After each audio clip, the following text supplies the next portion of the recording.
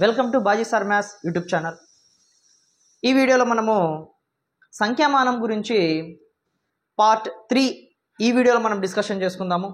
ఈ వీడియోలో మనము డిస్కషన్ చేసుకునే టాపిక్స్ని ఒకసారి అబ్జర్వ్ చేసుకుంటే, ఫస్ట్ పూర్ణాంకాలు అంటే ఇంటీజర్స్, లక్షణాలు అంటే పూర్ణాంకాలకు సంబంధించిన లక్షణాలు, ప్రాపర్టీస్, భిన్నాలు, ఫ్రాక్షన్స్, భిన్నాల రకాలు, టైప్స్ ఆఫ్ ఫ్రాక్షన్స్, గుణకార తస్తమాంశం, మల్టిప్లికేటివ్ ఐడెంటిటీ, గుణకార విలోమం, మల్టిప్లికేటివ్ ఇన్వర్స్, సంకలన తస్తమాంశం, అడిటివ్ ఐడెంటిటీ, సంకలన విలోమం, అడిటివ్ ఇన్వర్స్. ఈ వీడియోలో మనము ఈ 8 టాపిక్స్ని డిస్కషన్ చేసుకుందాము. వీడియోని లాస్ట్ వరకు చూడండి, మీకు చాలా వరకు యూజ్ ఉంటుంది. అయితే దీంట్లో ఫస్ట్ టాపిక్ పూర్ణాంకాలు అంటే ఇంటీజర్స్. అసలు పూర్ణాంకాలు అంటే ఏంటి, ఎలా మనము ఐడెంటిఫై చేస్తాము, ఎలా గుర్తుపడతాము వాళ్ళని ఒకసారి అబ్జర్వ్ చేయండి. మనము ఒక నెంబర్ లైన్ని ఇలా తీసుకుంటాం, ఒక నెంబర్ లైన్ని తీసుకొని దాని మీద 0, 1, 2, 3 అండ్ నెక్స్ట్ -1, -2, -3, -4 ఇలా తీసుకుంటూ పోతూ ఉంటాం. సో మనకి కుడి పక్కన మొత్తం కూడా పాజిటివ్ వాల్యూస్ ఉంటాయి, ఎడం పక్కన మొత్తం కూడా నెగిటివ్ వాల్యూస్ ఉంటాయి. అయితే ఈ నెంబర్ లైన్ మీద ఈ negative numbers and positive numbers and including 0 కూడా. సో ఈ కాంబినేషన్ అన్నిటిని మనం ఏమంటామంటే పూర్ణాంకాలు అంటాము. సార్ ఇక్కడ మీరు -1 నుంచి ఉండే నెంబర్స్ అన్నిటినీ నెగిటివ్ నెంబర్స్ అంటున్నారు, తర్వాత 1 నుంచి ఉండే వాటిని పాజిటివ్ నెంబర్స్ అంటున్నారు. మరి 0 ఏమవుతుంది సార్, నెగిటివ్ నెంబర్ అవుతుందా లేకపోతే పాజిటివ్ నెంబర్ అవుతుందా అని మీ అందరికీ డౌట్ రావచ్చు. నేను ఒకటే చెప్తున్నా, ఈ 0 అనేది ఇటువైపు ఉన్న నెగిటివ్ నెంబర్ కాదు, ఇటువైపు ఉన్న పాజిటివ్ నెంబర్ కూడా కాదు. ఇది అనేది న్యూట్రల్గా ఉంటుంది.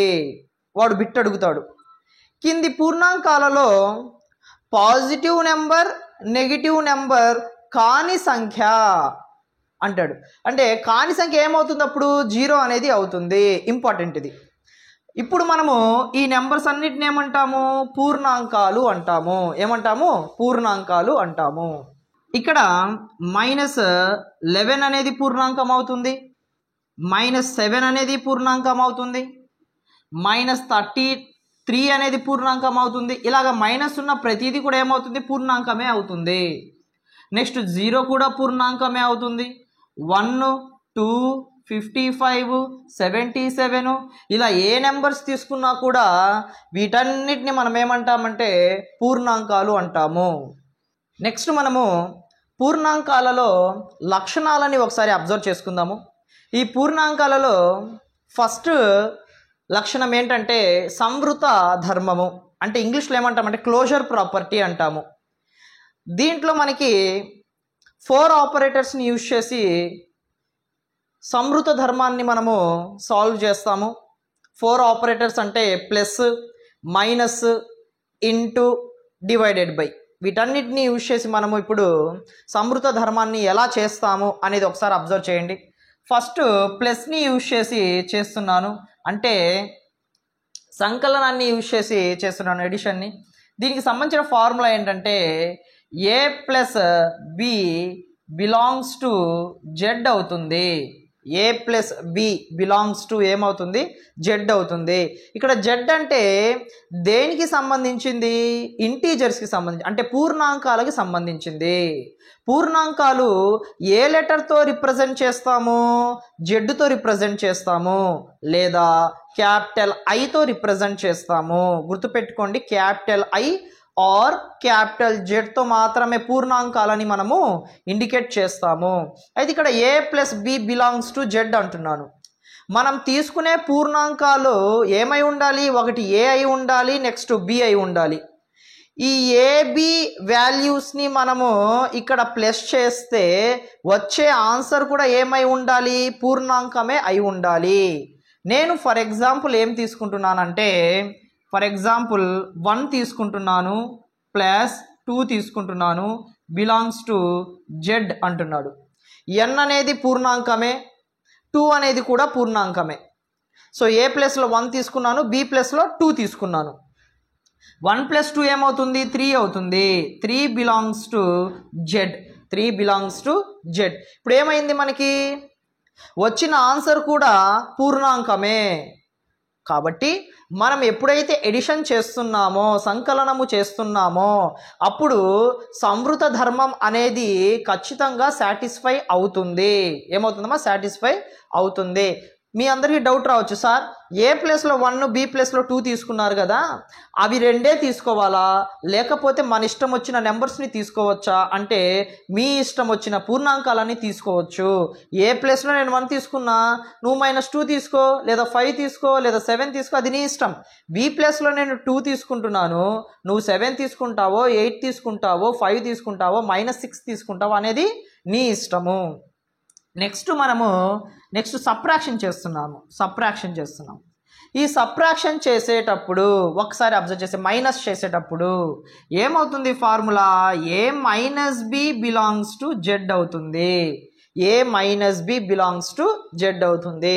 ఇప్పుడు ఏం తీసుకోవాలి మనము? ఏ ప్లస్లో 1 తీసుకున్నాను, మైనస్ బి ప్లస్లో ఏం తీసుకుంటున్నాను? 2 తీసుకుంటున్నాను. So belongs to Z. So 1 - 2 అంటే మనకేమొస్తుందమ్మా ఆన్సరు? -1 బిలాంగ్స్ టు జెడ్ వస్తుంది. అంటే 1కి ముందు ఏమీ లేకపోతే ఏమున్నట్లు చెప్పండి? ప్లస్ ఉంటుంది. 1కి ముందు ఏమీ లేదనుకోండి, ఏమున్నట్లు? ప్లస్ ఉన్నట్లు. కాబట్టి ప్లస్ ఇంటూ మైనస్ ఏమవుతుంది? మైనస్. అంటే మైనస్ చెయ్యాలి మనము. 2లో నుంచి 1 మైనస్ చేస్తే 1. బిగ్ నెంబర్కి ముందు అంటే పెద్ద సంఖ్యకి ముందు ఏముంది? మైనస్ ఉంది. కాబట్టి మైనస్ పెట్టుకోవాలి. వీటి గురించి మనకి అవగాహన ఉండాలి. మీకు తెలియదు అంటే ఒక్కసారి ఇక్కడ ఎక్స్ప్లెయిన్ చేస్తాను. నాన్ మ్యాథ్స్ వాళ్ళు మెయిన్ చూడండి. ఎందుకంటే ఇవి తెలియకుండా మనం ఎన్ని ప్రాబ్లం చేసినా కూడా మనకి అర్థం కాదు. చూడండి ఇక్కడ ఎక్స్ప్లెయిన్ చేస్తాను. Plus into plus is equal to plus into minus is equal to minus into plus is equal to minus into minus is equal to. అందరు ఏం చెప్పేస్తారంటే ప్లస్ ఇంటూ ప్లస్ ప్లస్ అవుతుంది, ప్లస్ ఇంటూ మైనస్ మైనస్ అవుతుంది, minus into plus minus అవుతుంది, minus into minus plus అవుతుంది, గుర్తుపెట్టుకోండి అంటారు. కానీ మన ఛానల్ని ఫాలో అయ్యే ప్రతి సబ్స్క్రైబరు ఇలా ఫాలో అయితే ఎలా కుదురుతుంది? బట్టి పట్టకూడదు కదా. మనం ఏం నేర్చుకున్నా కూడా అది మనకి అలాగే గుర్తుండిపోవాలి. సో ఇక్కడ నేనేం చెప్తున్నానంటే, ప్లస్ అంటే గుడ్ బాయ్, మైనస్ అంటే బ్యాడ్ బాయ్. అంతేనా కాదా? ప్లస్ అంటే గుడ్ బాయ్ అనుకోండి, మైనస్ అంటే బ్యాడ్ బాయ్ అనుకోండి. ఊరికే అనుకోండి, చెప్తున్నాను. నేనేం చెప్తున్నా? ప్లస్ ఇంటూ ప్లస్ ప్లస్ అని చెప్తున్నా. ఇది ఎలా గుర్తుపెట్టుకోవాలి? మంచోడు వెళ్ళి మంచోడితో తిరిగారు అనుకోండి, ఏమవుతుంది? మంచోడే అవుతుంది. ఇప్పుడు మీ ఇంటికి ఎవరైనా వస్తారు, ఇంతకుముందు మీరు చిన్నప్పుడు మీ ఇంటికి ఎవరైనా వస్తారు, మీ అమ్మ నాన్న ఏమంటారు? రే వాడితో తిరగొద్దురా, నువ్వు కూడా చెడిపోతావు అంటారు. లేదా ఇంకొకటి వస్తాడు, వాడితో పంపడానికైతే రెడీగా ఉంటారు, వాడితో పంపిస్తారు. ఎందుకని? వాడు మంచోడు కాబట్టి. సో నువ్వు మంచోడితో తిరిగితే ఏమవుతావు? మంచోడే అవుతావు. కాబట్టి ప్లస్. ఇప్పుడు నువ్వు మంచోడివి, నువ్వు వెళ్ళి చెడ్డోడితో కలిసి తిరుగుతున్నావు, అప్పుడు ఏమవుతావు? నువ్వు కూడా చెడిపోతావుగా. కాబట్టి ప్లస్ ఇంటూ మైనస్ ఏమవుతుంది? మైనస్. నెక్స్ట్, చెడ్డోడే నీ దగ్గరకు వచ్చాడు, చెడ్డోడు నీతో స్నేహం చేసి నీ దగ్గరకు వచ్చాడు. అప్పుడు నువ్వు చెడ్డోడు నీ దగ్గరికి వచ్చినప్పుడు నువ్వు కూడా వాడితో కలిసిపోయావు. ఫైనల్గా నువ్వేమైపోతావు? చెడిపోతావు. నువ్వు చెడ్డోడి దగ్గరికి వెళ్ళినా, చెడ్డోడు నీ దగ్గరికి వచ్చినా ఫైనల్గా చెడిపోయేది ఎవరు? నువ్వే. సో మైనస్ ఇంటూ ప్లస్ ఏమవుతుంది? మైనస్. గుర్తుపెట్టుకో, minus into minus is equal to plus. Sir ఇది ఎలా కుదురుతుంది అంటే, ఒక క్లాస్లో 2 చెడ్డోళ్ళు ఉన్నారు, లేదా వేరే చోట 2 ఉన్నారు చెడ్డవాళ్ళు. వాళ్ళు ఏమనుకున్నారంటే, చాలా మందిని చూసి ఎందుకు మనము ఇలా ఉండిపోతున్నాము, ఖచ్చితంగా మనం కూడా మారిపోదాము అని ఆ ఇద్దరు కూర్చొని మంచి వాళ్ళలాగా మారిపోదాము అనుకున్నారు. సో ఇద్దరు చెడ్డ వాళ్ళు ఏమయ్యారు, మంచి వాళ్ళుగా మారిపోవాలని ఫిక్స్ అయిపోయారు. ఓకేనా. సో ప్లస్ ఇంటూ ప్లస్ ఏమవుతుంది, మంచోడు మంచోడితో కలిస్తే మంచి జరుగుతుంది ప్లస్, మంచోడు చెడ్డోడితో కలిస్తే చెడ్డోడు అయిపోతాడు మైనస్, చెడ్డోడు వెళ్ళి మంచోడితో కలిసాడు అనుకోండి చెడిపోతాడు మైనస్. ఇద్దరు చెడ్డవాళ్ళు కలిసి మంచిగా మారాలనుకుంటున్నారు కాబట్టి ప్లస్. సో ఇవి తెలిస్తేనే మనకి ఇక్కడ ఈజీగా మనము చేసుకోవచ్చు. గుర్తుపెట్టుకో, బట్టి పట్టకు ముందు. బట్టి పట్టావు అంటే మాత్రము మ్యాథ్స్లో నువ్వు ఇంకా ఏమి చేయలేవనే దాని అర్థము. ఓకేనా. సో నెక్స్ట్ ఇంటూ అంటే గుణకారం చేసేటప్పుడు ఏమవుతుంది ఒక్కసారి అబ్జర్వ్ చేయి. ఒకసారి ఇక్కడ అబ్జర్వ్ చేస్తే a into b belongs to Z అంటున్నాను. సో ఏ ప్లస్లో 1 తీసుకున్నాను, బి ప్లస్లో 2 తీసుకున్నాను, belongs to Z. So 1 into 3 2 ఏమవుతుంది 2 అవుతుంది, బిలాంగ్స్ టు జెడ్. సో 1 అనేది పూర్ణాంకమే, బి అనేది పూర్ణాంకమే, వచ్చిన ఆన్సర్ కూడా పూర్ణాంకమే. కాబట్టి ఏం రాసుకోవచ్చు, 2 బిలాంగ్స్ టు జెడ్గా మనము రాసుకోవచ్చు. ఓకేనా. సో నెక్స్ట్ మనము డివిజన్ని ఒకసారి అబ్జర్వ్ చేసుకుందాం. ఇక్కడ డివిజన్ని మనము ఒకసారి అబ్జర్వ్ చేసుకుందాం. సో డివిజన్ని ఒకసారి అబ్జర్వ్ చేసుకుంటే, భాగాహారాన్ని ఒకసారి అబ్జర్వ్ చేసుకుంటే, భాగాహారం యూజ్ చేసినప్పుడు మనకి సాటిస్ఫై అవుతుందో లేదో చెక్ చేద్దాం ఒకసారి. సో ఇక్కడ మనము a divided by b belongs to Z అని రాస్తున్నాం. సో ఏ డివైడెడ్ బై అంటే 1 divided by 2 belongs to Z. 1 divided by 2 అంటే దాని అర్థం ఏంటమ్మా, 1/2 అని. అంటే 2తో మనము 1ని డివిజన్ చేయాలి. 2 టేబుల్ 1 పోదు కాబట్టి పాయింట్ పెట్టుకున్నాం అనుకోండి, ఇక్కడ 0 పెట్టుకోవచ్చు. అప్పుడు ఏమవుతుంది, 2 5s 10 అవుతుంది. So answer 0. ఎంత వచ్చింది చెప్పండి, 0.5 వచ్చింది. అంటే దశాంశాల్లోకి వెళ్ళిపోతుంది, డెసిమల్స్లోకి వెళ్ళిపోతుంది. కానీ పూర్ణాంకాలంటే డెసిమల్స్ ఎలా ఉంటాయి, దశాంశాలు ఎలా ఉంటాయి, పూర్ణాంకాలలో ఉండవు కదా. కాబట్టి ఇదేమవుతుంది మనకి -0.5 వస్తుంది ఆన్సరు. సో బిలాంగ్స్ టు అవుతుందా, అవ్వదు, డస్ నాట్ బిలాంగ్స్ టు అవుతుంది. ఏమవుతుంది, does not belongs to Z అవుతుంది. 0.5 అనేది పూర్ణాంకాలలో ఉండదు కాబట్టి ఏమవుతుంది, జెడ్ అనేది అవుతుంది. సార్ మీరు ఇక్కడ 1 డివైడెడ్ బై 2 తీసుకున్నారు కదా ఏబి ప్లేసెస్లో, నేను ఏ ప్లేస్లో 2 తీసుకుంటాను, ఏ ప్లేస్లో 2 తీసుకుంటాను, బి ప్లేస్లో 1 తీసుకుంటాను. అప్పుడు ఏమవుతుంది, 2/1 అవుతుంది. 2/1 అంటే దాని అర్థం ఏంది, 2 అనే కదా. ఆ 2 అనేది పూర్ణాంకాలలో ఉంటుంది కదా. మరి అలాంటప్పుడు డివైడెడ్ బై కూడా, భాగాహారం కూడా సాటిస్ఫై అవుతుంది కదా. మీరేంది సాటిస్ఫై అవ్వట్లేదని చెప్తున్నారని కొంతమందికి డౌట్ రావచ్చు మ్యాథ్స్ వాళ్ళకి. నేనేం చెప్తున్నానంటే, ఇక్కడ ఈ మూడిట్లో నువ్వు ఏ నెంబర్ని తీసుకున్నా సాటిస్ఫై అవుతుంది. కానీ భాగాహారం చేసేటప్పుడు ఇలా తీసుకుంటే అవ్వదు, ఇలా తీసుకుంటే అవుతుంది. అంటే కొన్నిట్లో అవుతుంది, కొన్నిట్లో అవ్వట్లేదు. కాబట్టి ఫైనల్గా మనం ఏం రాస్తాము అంటే, భాగాహారం చేసేటప్పుడు సంవృత ధర్మంలో సాటిస్ఫై అవ్వట్లేదు అనే రాస్తాము. సాటిస్ఫై అవుతుంది అని మనం రాయాలనుకో, అన్నీ అవ్వాలి. అంటే ఏ నెంబర్ తీసుకున్నా అవ్వాలి. ఇక్కడ కొన్ని నెంబర్సే అవుతున్నాయి, కొన్ని నెంబర్స్ కావడం లేదు. సో ఫైనల్గా మీకు అడిగే బిట్ ఏమవుతుందంటే, సంవృత ధర్మంలో సాటిస్ఫై అవ్వనిది ఏది అని అడుగుతాడు. సో సాటిస్ఫై అవ్వనిది ఏముంటుంది చెప్పండి, భాగాహారం. డివైడెడ్ బై అనేది సాటిస్ఫై అవ్వదు. ఏమేం సాటిస్ఫై అవుతుంది, సంకలనం ప్లస్ అనేది సాటిస్ఫై అవుతుంది. నెక్స్ట్ మైనస్ కూడా సాటిస్ఫై అవుతుంది. నెక్స్ట్ గుణకారం ఇంటూ కూడా సాటిస్ఫై అవుతుంది. భాగాహారం మాత్రము సాటిస్ఫై అవ్వట్లేదు, గుర్తుపెట్టుకోండి. లేదా కింది వాణిలో సంవృత ధర్మంలో సాటిస్ఫై అయ్యేవి ఏంటి అని అడిగాడు అనుకోండి, ప్లస్ అవుతుంది, మైనస్ అవుతుంది, ఇంటూ కూడా అవుతుంది. ఓకేనా. ఏమవ్వదు, భాగాహారం అనేది అవ్వదు, గుర్తుపెట్టుకో. స్థిత్యంతర ధర్మం అంటే కామిటేటివ్ ప్రాపర్టీ. నెక్స్ట్ సహచార న్యాయం అంటే అసోసియేటివ్ ప్రాపర్టీ. అయితే దీంట్లో మనకి ఈ ఆపరేటర్స్ని యూజ్ చేసి ఏవేవి సాటిస్ఫై అవుతుందో ఒక్కసారి చెక్ చేసుకుందాం. ఫస్ట్ నేను ప్లస్ని చెక్ చేస్తాను, సంకలాన్ని చెక్ చేస్తున్నాను. దీనికి సంబంధించిన ఫార్ములా ఏంటంటే, a plus b is equal to b plus ఏగా రాసుకుంటాము. అంటే ఇక్కడ ఏ ప్లస్లో నేను 1 plus 2 is equal to 2 plus 1గా తీసుకుంటున్నాను. మళ్ళీ మన ఇష్టమే, ఏ ప్లస్లో బి ప్లస్లో మన ఇష్టం వచ్చిన పూర్ణాంకాలని తీసుకోవచ్చు. సో 1 ప్లస్ 2 ఏమవుతుంది 3 ఈజ్ ఈక్వల్ టు 2 ప్లస్ 1 ఏమవుతుంది 3నే అవుతుంది. కాబట్టి బోత్ సైడ్స్ ఇరువైపులా ఆన్సర్ 3 3 వచ్చింది. కాబట్టి మనకి స్థిత్యంతర ధర్మంలో సంకలనం అనేది సాటిస్ఫై అవుతుంది. నెక్స్ట్ మైనస్ని యూజ్ చేసి చెక్ చేద్దాం ఒకసారి. A minus b is equal to b minus a. 1 minus 2 is equal to 2 minus 1గా రాసుకుంటున్నాను. చెప్పండి, 1లో నుంచి 2 పోతుందా? చిన్న నెంబర్లో నుంచి పెద్ద నెంబర్ పోతుందా? పోదు కదా. So plus into minus, minus అంటే మైనస్ చెయ్యాలి. 2లో నుంచి 1 పోతే ఎంత 1. బిగ్ నెంబర్కి ముందు ఏముంది మైనస్ ఉంది కాబట్టి మైనస్. మనకి ఇంటి పేరు ఎలా అయితే ఉంటుందో ఈ నెంబర్కి ఈ సంఖ్యలకి కూడా ఇంటి పేరు అనేది అలాగా ఉంటుంది. ఈ ఇంటి పేరు ఎలా రాసుకుంటాం సార్ అంటే మనకి మన ఇంటి పేరు ఎక్కడి నుంచి వస్తుంది? మన ఫాదర్ నుంచి మనకి వస్తుంది. అలాగే ఇక్కడ కూడా వీళ్ళ ఫాదర్ నుంచి వస్తుంది.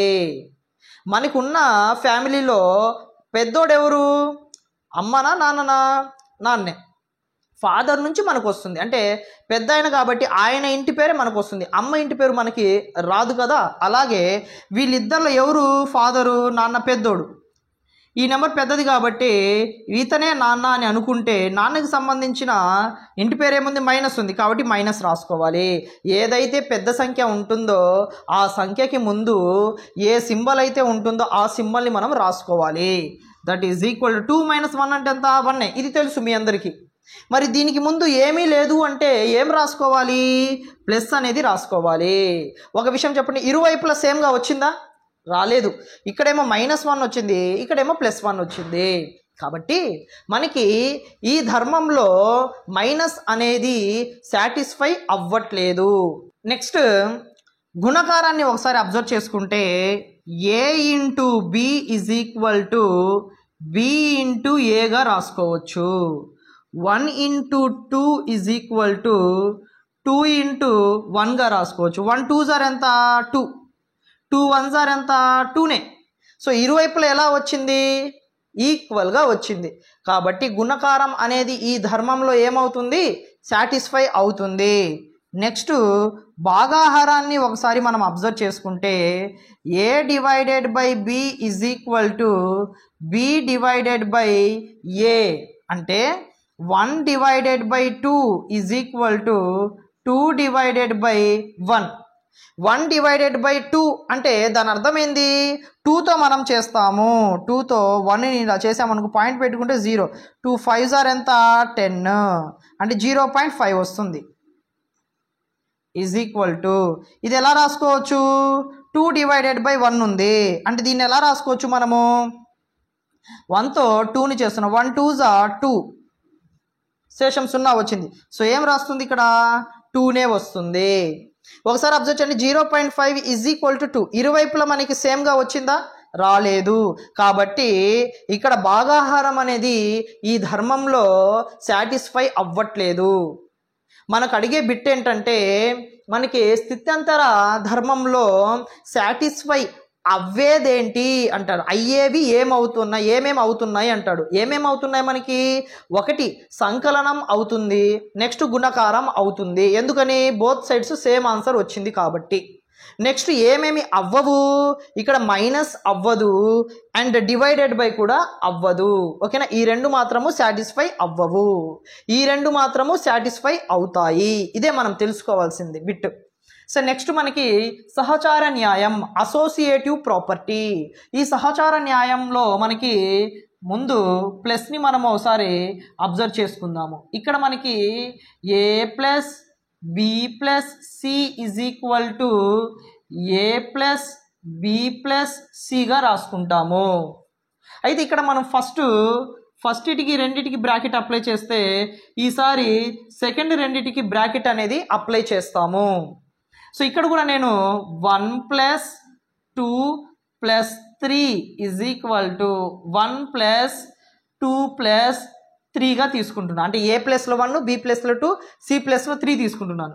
సో ఫస్ట్ రెండింటికి బ్రాకెట్ అప్లై చేశాను, లాస్ట్ రెండింటికి బ్రాకెట్ అప్లై చేశాను. ఎప్పుడైతే మనకి బ్రాకెట్ ఉంటుందో ఫస్ట్ మనము బ్రాకెట్లో ఏమైతే ఉన్నాయో వాటిని మనము సాల్వ్ చేసుకోవాలి ఫస్ట్. కాబట్టి ఇక్కడ ఏముంది, 1 + 2 ఉంది కాబట్టి ఏమవుతుంది, 3 అవుతుంది. ఈ +3ని అలాగే దించుకుంటున్నా, 1+ని అలాగే దించుకున్నాను. 2 + 3 ఏమవుతుంది, 5 అవుతుంది. 3 + 3 ఎంత, 6 ఈజ్ ఈక్వల్ టు 1 + 5 ఎంత, 6. ఇరువైపులా ఎలా వచ్చింది చెప్పండి, సేమ్గా వచ్చింది. కాబట్టి మనకి సహచార న్యాయంలో సంకలనం అనేది ఏమవుతుంది, సాటిస్ఫై అవుతుంది. నెక్స్ట్ మైనస్ని ఒకసారి అబ్జర్వ్ చేసుకుందాము. సో ఇక్కడ a minus b minus C is equal to a minus b minus C. First రెండిటికి బ్రాకెట్, నెక్స్ట్ లాస్ట్ రెండిటికి bracket. So 1 minus 2 minus 3 is equal to 1 minus 2 minus 3. So 1 minus 2 అంటే ఏం రాసుకోవచ్చు మనము, 1 minus 2 అంటే 2 minus 1 అంటే 1 రాసుకోవచ్చు. ఆల్రెడీ ఇక్కడ రాసాం మనము. 1 మైనస్ 2 అంటే ఏం రాసుకోవచ్చు, -1 రాసుకోవచ్చు. కాబట్టి మనం ఇక్కడ ఏం రాసుకోవచ్చు, -1 రాసుకున్నాను. ఈ -3ని అలాగే దించుకున్నాను. ఈజ్ ఈక్వల్ టు ఇక్కడ 2 - 3 అంటే చిన్న నెంబర్ నుంచి పెద్ద నెంబర్ తీసేస్తున్నాం కాబట్టి ఏమవుతుంది, -1 అవుతుంది. సో ఈ -1ని అలాగే రాసుకుంటున్నాను.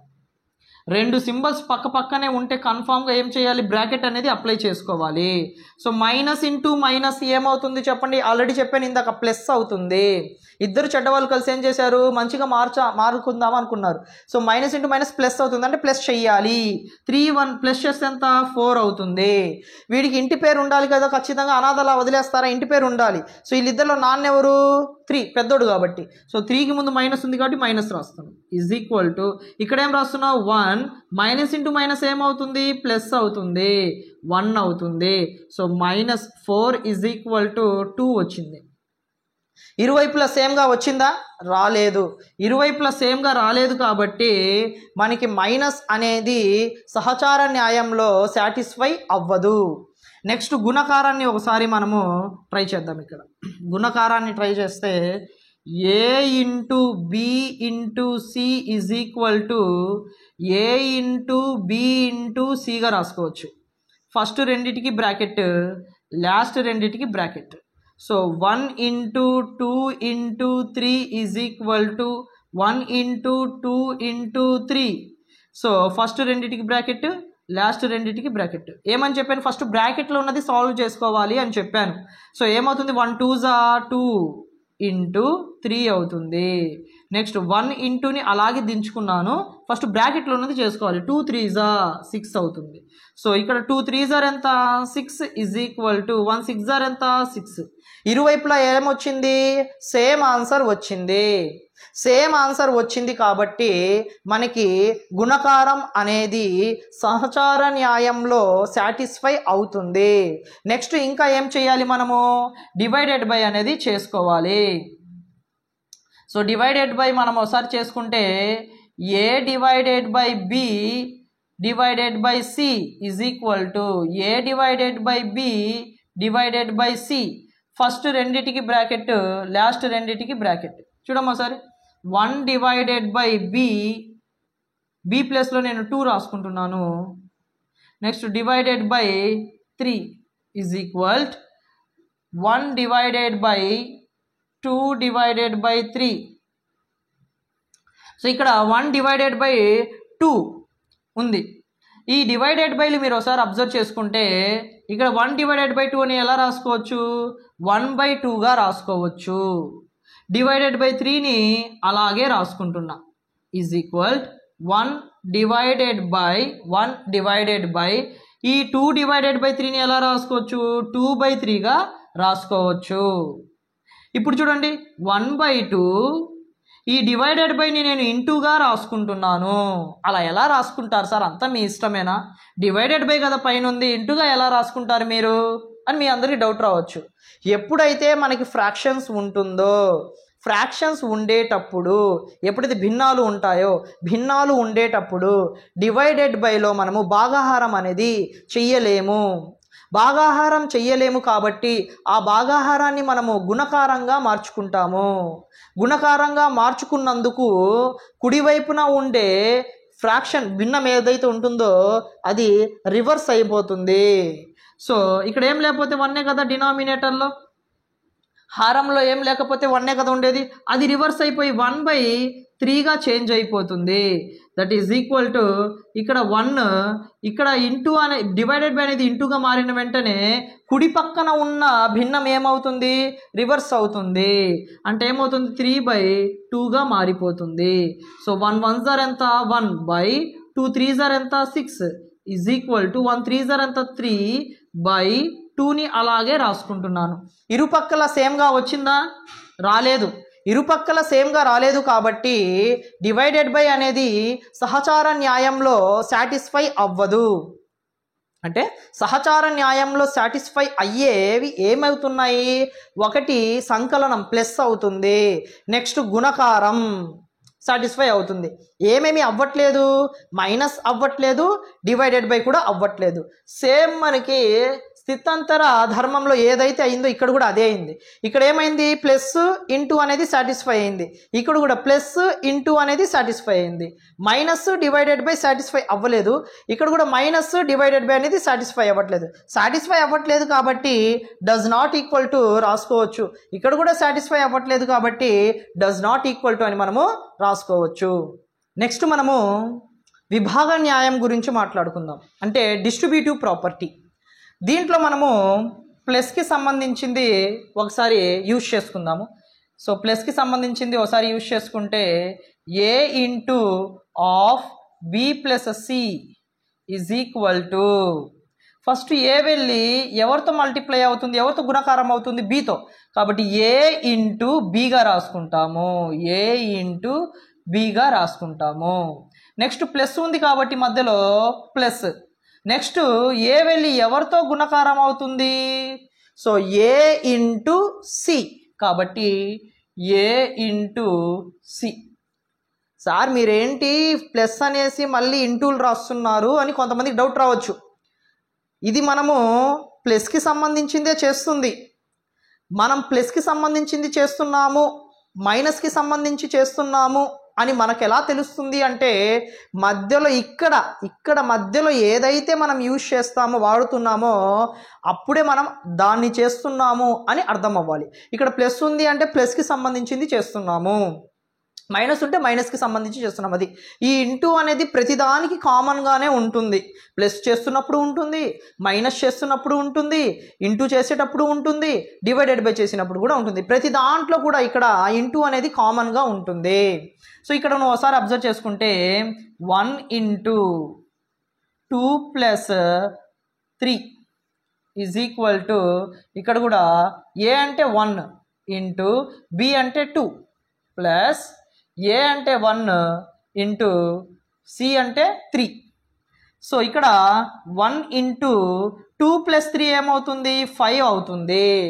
బ్రాకెట్లో ఉన్నదాన్ని ఫస్ట్ చేయాలి కాబట్టి ఈజ్ ఈక్వల్ టు, ఇక్కడ బ్రాకెట్లో ఉన్నది 1 2s are ఎంత, 2 ప్లస్ 1 3s are ఎంత, 3.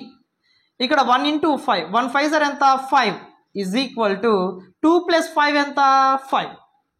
ఇరుపక్కల ఎలా వచ్చింది, సేమ్గా వచ్చింది. సేమ్గా వచ్చింది కాబట్టి సంకలనం అనేది విభాగ న్యాయంలో సాటిస్ఫై అవుతుంది అని మనం రాసుకోవాలి.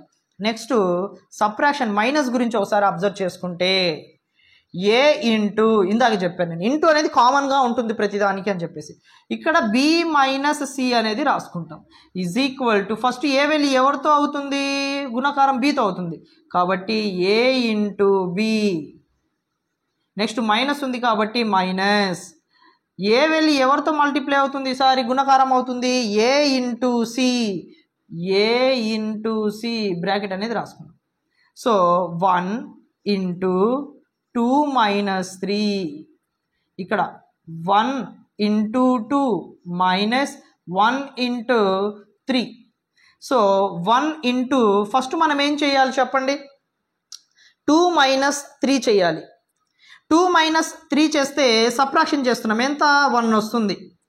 బిగ్ నెంబర్కి ముందు మైనస్ ఉంది కాబట్టి ఏం రాస్తాము, మైనస్ రాస్తాము. ఇలా రెండు పక్క పక్కనే ఉంటే బ్రాకెట్ అనేది అప్లై చేసుకోవాలి. Is equal to 1 2s are 2 minus 1 3s are 3. So ఇక్కడ చూడండి ఒకసారి, ఇక్కడ ఒకసారి మీరు అబ్జర్వ్ చేసుకుంటే ఇక్కడ ఏం లేకపోతే ప్లస్ కదా ఉండేది, ప్లస్ ఇంటూ మైనస్ ఏమవుతుంది, మైనస్. 1 1s are ఏమవుతుంది, 1 అవుతుంది. ఈజ్ ఈక్వల్ నెక్స్ట్ 2 - 3 అంటే ఏమవుతుంది, -1 అవుతుంది. ఎందుకని, బిగ్ నెంబర్ ముందు మైనస్ ఉంది కాబట్టి మైనస్. అంటే మనకి మైనస్ కూడా చేసేటప్పుడు, సబ్ట్రాక్షన్ చేసేటప్పుడు విభాగ న్యాయంలో ఏమైంది, ఇరుపక్కల సేమ్ ఆన్సర్ వచ్చింది కాబట్టి ఇరుపక్కల మనకి సాటిస్ఫై అవుతుంది కాబట్టి మైనస్ అనేది విభాగ న్యాయంలో సాటిస్ఫై అవుతుంది. మరి ఇంటూ డివైడెడ్ బై ఏంటి సార్ అంటే, ఇంటూ డివైడెడ్ బై అనే ఆ రెండు విభాగ న్యాయంలో మనము రాసుకోము. నెక్స్ట్ మనము భిన్నాల గురించి మాట్లాడుకుందాము. ఈ భిన్నాలలో అసలు భిన్నం అంటే ఏంటి, ఫ్రాక్షన్. నెక్స్ట్ భిన్నాలలో రకాలు ఉన్నాయి, ఆ రకాలని మనము ఎలా నేర్చుకుంటాము ఒకసారి అబ్జర్వ్ చేయండి. భిన్నం అంటే ఇంగ్లీష్లో ఫ్రాక్షన్ అంటాము. భిన్నం అంటే ఏంటి, ఏదైతే మనము ఒక ఫర్ ఎగ్జాంపుల్ 1/2 అనేది తీసుకుంటున్నాను, ఈ 1/2 అనేది తీసుకొని మనం చేస్తే, ఏ భిన్నాన్నైనా నువ్వు భాగాహారము చేస్తే వచ్చే ఆన్సర్ అనేది కన్ఫామ్గా దేంట్లో ఉంటుంది, పూర్ణ సంఖ్యల్లో ఉంటుంది, అంటే హోల్ నెంబర్స్లో ఉంటుంది. ఇక్కడ నువ్వు ఒకసారి అబ్జర్వ్ చేసుకుంటే దీన్ని 1ని ఏమంటామంటే లవం అంటాము, ఈ 2ని ఏమంటామంటే హారం అంటాము. అంటే లవం అంటే న్యూమరేటర్, హారం అంటే డినామినేటర్. అయితే ఈ భిన్నాల్లో మళ్ళీ మనకి కొన్ని టైప్స్ ఉన్నాయి. ఆ రకాలలో ఏ రకాన్ని ఎలా గుర్తుపట్టాలి అనేది ఇప్పుడు మనం ఒకసారి అబ్జర్వ్ చేసుకుందాం. ఫస్ట్ క్రమభిన్నము. క్రమభిన్నానికి సంబంధించి మనం ఎలా రాసుకుంటామంటే ఎగ్జాంపుల్స్, ఫర్ ఎగ్జాంపుల్ 3/4 రాసుకోవచ్చు, 7/9 రాసుకోవచ్చు, 8/11 రాసుకోవచ్చు, అండ్ సో ఆన్ ఇలా రాసుకోవచ్చు. సార్ ఇలాగే ఎలా రాయాలి అని కొంతమందికి డౌట్ రావచ్చు. మళ్ళీ చెప్తున్నాను, క్రమభిన్నము అంటే మనకి లవంలో చిన్న నెంబర్ ఉండాలి, హారంలో పెద్ద నెంబర్ ఉండాలి. అలా ఉంటే మనకి ఆ భిన్నాలన్నిటిని ఏమంటాము, క్రమభిన్నము అంటాము. అంటే ఏమంటాం, ప్రాపర్ ఫ్రాక్షన్ అంటాము. దీన్ని ఎలా గుర్తుపెట్టుకోవాలి, చిన్న టెక్నిక్ కూడా చూడండి. ప్రాపర్ ఫ్రాక్షన్ అంటే పీతో స్టార్ట్ అవుతుంది, అంటే పీ. ఈ పీని కొంచెం డివైడ్ ఇలా చేశారనుకోండి, ఇప్పుడు లవంలో ఎలా ఉంది, 0 లాగా ఉంది, హారంలో ఎలా ఉంది, 1 లాగా ఉంది. సో దీన్ని బట్టే మనకు అర్థమైపోతుంది లవంలో చిన్న నెంబర్ ఉంటుంది, హారంలో పెద్ద నెంబర్ ఉంటుంది అనేసి. సో దాన్ని మనం ఫాలో అయితే సరిపోతుంది. అపక్రమ భిన్నము, నువ్వు క్రమభిన్నం ఎలా అయితే రాసుకుంటావో దాన్ని రివర్స్ చేస్తే సరిపోతుంది, అపక్రమ భిన్నం అనేది వచ్చేస్తుంది. అంటే 4/3 రాసుకోవచ్చు, 9/7 రాసుకోవచ్చు, అండ్ 11/8గా కూడా మనము రాసుకోవచ్చు, అండ్ సో ఆన్ ఇలాగ మనం రాసుకోవచ్చు. ఇప్పుడు నువ్వు ఒకసారి అబ్జర్వ్ చేస్తే లవంలో పెద్ద నెంబర్ ఉంటుంది, హారంలో చిన్న నెంబర్ ఉంటుంది. సో ఇవి నువ్వు నేర్చుకునేటప్పుడు ప్రాపర్ ఫ్రాక్షన్ పీని మాత్రమే గుర్తుపెట్టుకో. అపక్రమ భిన్నం నీకు క్లారిటీగా తెలిసిపోయింది కాబట్టి, ఇంకా క్రమభిన్నం నీకు క్లారిటీగా తెలిసిపోయింది కాబట్టి అపక్రమ భిన్నం ఏమవుతుంది, క్రమభిన్నానికి రివర్స్ చేస్తే సరిపోతుంది. నెక్స్ట్ మిశ్రమ భిన్నము, ఇది ఎలా ఉంటుంది, ఫర్ ఎగ్జాంపుల్ 1 3/4గా తీసుకుంటాము, నెక్స్ట్ 2 5/7గా తీసుకుంటాము. అంటే నువ్వు ఇక్కడ తీసుకునే ఈ నెంబర్స్ ఎలా ఉండాలి అంటే, ఇక్కడ ఒకసారి చూడు, దీన్ని మనం ఏమంటామంటే హోల్ నెంబర్ పార్ట్ అంటాము, అంటే పూర్ణ సంఖ్యలు అంటాము. ఇది పూర్ణ సంఖ్యల్లో మాత్రమే తీసుకోవాలి. నెక్స్ట్ తీసుకునే భిన్నం ఎలా ఉండాలి అంటే గుర్తుపెట్టుకో, కన్ఫామ్గా క్రమభిన్నమై ఉండాలి, అపక్రమ భిన్నంగా రాసుకోకూడదు. అపక్రమ భిన్నంగా ఇక్కడ మనము రాసుకోకూడదు, ఓకేనా. సో ఇక్కడ 2 రాశాను, 2 ఏమవుతుంది మనకి పూర్ణ సంఖ్య అవుతుందా అవదా అవుతుంది. నెక్స్ట్ 5/7 అని రాసుకున్నాను. 5/7 ఏమవుతుంది, ఏ టైప్ ఆఫ్ భిన్నం అవుతుంది, క్రమ భిన్నం అవుతుంది. సో ఇలాగ మనం రాసుకోవాలి. ఇలా రాసుకుంటూ పోతే వాటన్నిటిని ఏమంటామంటే మిశ్రమ భిన్నము అంటాము. వాడు బిట్ అడుగుతాడు, అన్ని మిశ్రమ భిన్నాలని భిన్నాల్లోకి మారిస్తే ఏ భిన్నం అవుతుంది అని అడుగుతాడు. ఏ భిన్నం అవుతుందంటే కన్ఫామ్గా గుర్తుపెట్టుకో, అపక్రమ భిన్నం అవుతుంది. ఈ మిశ్రమ భిన్నాన్ని అపక్రమ భిన్నంలోకి ఎలా మారుస్తాం చూడండి. ఫస్ట్ 4ని 1తో మల్టిప్లికేషన్ చేస్తాం, గుణకారం చేస్తాం. ఆ వచ్చిన ఆన్సర్ని 3కి సంకలనము చేస్తాం, యాడ్ చేస్తాం. 4 1s are 4 ప్లస్ 3 ఏమవుతుంది అప్పుడు 4 1s are 4 ప్లస్ 3 ఏమవుతుంది 7 అవుతుంది. 7 బై డినామినేటర్లో హారంలో ఏదైతే ఉంటుందో అదే రాసుకుంటాం. అప్పుడు ఏమైంది, అది 7/4 అయింది. అంటే లవంలో ఎలా ఉంది, పెద్ద నెంబర్ ఉంది. పెద్ద నెంబర్ ఉంది కాబట్టి ఏమవుతుంది, అపక్రమ భిన్నం అవుతుంది. గుర్తుపెట్టుకో, అన్ని మిశ్రమ భిన్నాలు ఏమవుతాయంటే అపక్రమ భిన్నాలే అవుతాయి, ఇంకేమీ అవ్వవు. ఇది కాదు, నువ్వు ఎన్ని టైప్స్ తీసుకున్నా కూడా ప్రతి మిశ్రమ భిన్నము అపక్రమ భిన్నంలాగే మారుతుంది, క్రమ భిన్నంలాగా మారదు. ఓకేనా. అయితే ఇంకొకటి, ఇక్కడ నువ్వు ఈ పూర్ణ సంఖ్యకి ఈ క్రమ భిన్నానికి మధ్యలో దేనిని యూజ్ చేస్తావు అని అడుగుతాడు. కన్ఫామ్గా గుర్తుపెట్టుకో, ప్లస్ని యూజ్ చేస్తాము. దేన్ని యూజ్ చేస్తాం, ప్లస్ని యూజ్ చేస్తాం. అది ఎలా సార్, మీరు ఇక్కడ 4ని 1తో గుణకారం కదా చేసింది, మరి సంకలాన్ని పెట్టుకోండి అంటారేంటి అని మీకు డౌట్ రావచ్చు. నేను గుణకారం చేసింది 4కి 1కి, కానీ మధ్యలో ప్లస్ ఉంటుంది అని దేనికి చెప్తున్నాను, 1కి 4కి కాదు 3/4కి, అంటే మొత్తానికి చెప్తున్నాను. కావాలంటే చెక్ చేసుకో. ఇప్పుడు 4 1s are 4 ప్లస్ 3 7/4 వచ్చింది కదా. ఇప్పుడు మధ్యలో ప్లస్ పెట్టి చేస్తాను, ఒక్కసారి నీకు అర్థమవుతుంది. 1 plus 3/4 that is equal to LCM మనకి 4 వస్తుంది, ఇక్కడ ఏమీ లేదు కాబట్టి. సో 1 టేబుల్లో 4 ఎన్ని టైమ్స్ పోతుంది, 4 టైమ్స్ పోతుంది. ఆ 4 దేనికి మల్టిప్లై చేయాలి, 1కి. 4 1s are ఎంత 4 ప్లస్ 4 టేబుల్లో 4 ఎన్ని టైమ్స్ డివిజిబుల్ అవుతుంది, 1 టైమ్. ఆ 1 దేనికి మల్టిప్లై చేయాలి, 3కి. 1 3s are 3. సో 4 ప్లస్ 3 ఏమవుతుంది, 7/4. వచ్చిందా రాలేదా, 7/4. ఇది 7/4 వచ్చిందా రాలేదా, ఎప్పుడు వచ్చింది, ప్లస్ని పెడితే వచ్చింది. అదే నువ్వు ఇంటూని పెట్టావు అనుకో, 1 3s are 3/4 వస్తుంది. 3/4 వస్తే ఎట్లా కుదురుతుంది, 7/4 కదా రావాల్సింది. 7/4 ఎప్పుడు వస్తుంది, ప్లస్ని పెడితే వస్తుంది. కాబట్టి పూర్ణ సంఖ్యకి క్రమ భిన్నానికి మధ్యలో ఏముంటుంది అంటే సంకలనం ఉంటుంది, గుర్తుపెట్టుకో, ఇంపార్టెంట్ అది. నెక్స్ట్ సజాతి భిన్నాలు అంటే లైక్ ఫ్రాక్షన్స్. అంటే మనకి హారంలో ఎలా ఉండాలి అంటే సేమ్ నెంబర్స్ ఉండాలి. అంటే 2/7 తీసుకుంటున్నాను, 4/7 తీసుకుంటున్నాను, 5/7 తీసుకుంటున్నాను అండ్ సో ఆన్. ఇలా ఏదైనా కూడా మనము తీసుకోవచ్చు. తీసుకునే నెంబర్స్ ఎలా ఉండాలంటే మనకి హారంలో అనేది డినామినేటర్లో సేమ్ నెంబర్స్ ఉంటేనే దానికి మనం ఏమంటామంటే సజాతి భిన్నాలు అంటాము. అలా కాకుండా డిఫరెంట్ నెంబర్స్, వేరే నెంబర్స్ ఉన్నాయనుకోండి, అప్పుడు దాన్ని విజాతి భిన్నాలు అంటారు. అంటే 2/7 అండ్ 4/5 కామా 7/9 ఇలా డిఫరెంట్గా ఉన్నాయనుకోండి, దాన్ని ఏమంటామంటే విజాతి భిన్నాలు, అన్లైక్ ఫ్రాక్షన్స్ అంటాము. Next unit fraction. గుర్తుపెట్టుకో, యూనిట్ ఫ్రాక్షన్ అంటే మనకి లవంలో కన్ఫామ్గా 1 ఉండాలి. అంటే 1/5 కామా 1/3 కామా 1/7 కామా 1/8 ఇలా ఉండాలి. అంటే హారంలో ఏదైనా ఉండొచ్చు నీకు, లవంలో మాత్రం ఏముండాలి, కన్ఫామ్గా 1 ఉండాలి. దాన్ని మనం ఏమంటామంటే యూనిట్ భిన్నము అంటాం. ఏమంటాము, యూనిట్ భిన్నము అంటాము. నెక్స్ట్ మనకి సంక్లిష్ట భిన్నము అంటే ఏమవుతుంది, కాంప్లెక్స్ ఫ్రాక్షన్ అవుతుంది.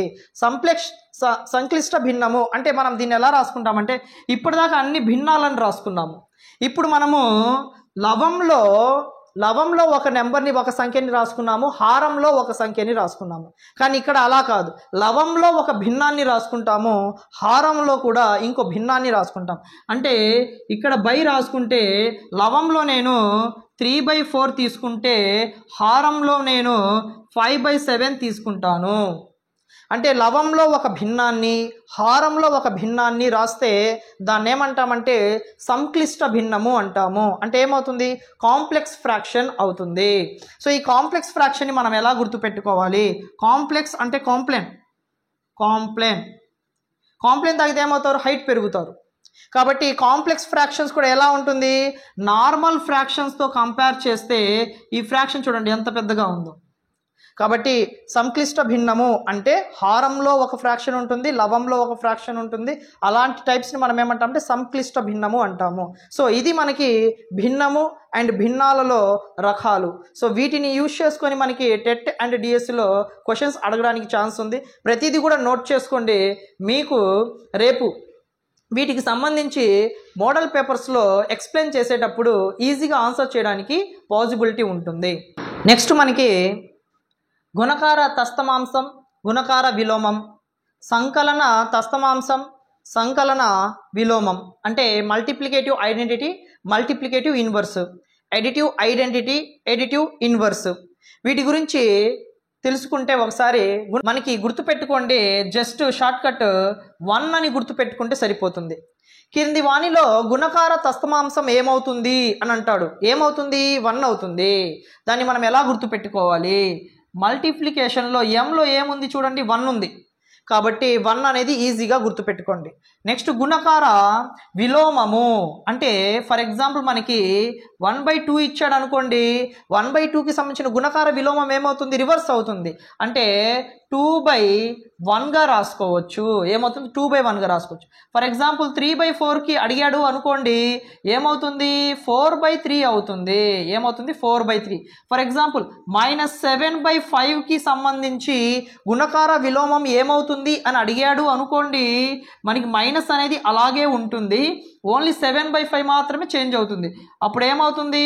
5/7 అవుతుంది. ఏమవుతుంది? 5/7 అవుతుంది. సో ఇలాగ మనకి గుణకార తస్తమాంసం అంటే 1 గుర్తుకు రావాలి, గుణకార విలోమం అంటే ఫ్రాక్షన్ రివర్స్ అవుతుంది, భిన్నం రివర్స్ అవుతుంది అనేది గుర్తుపెట్టుకుంటే సరిపోతుంది. మైనస్ ఉంటే మైనస్ అలాగే ఉంటుంది, ప్లస్ ఉంటే ప్లస్ అలాగే ఉంటుంది.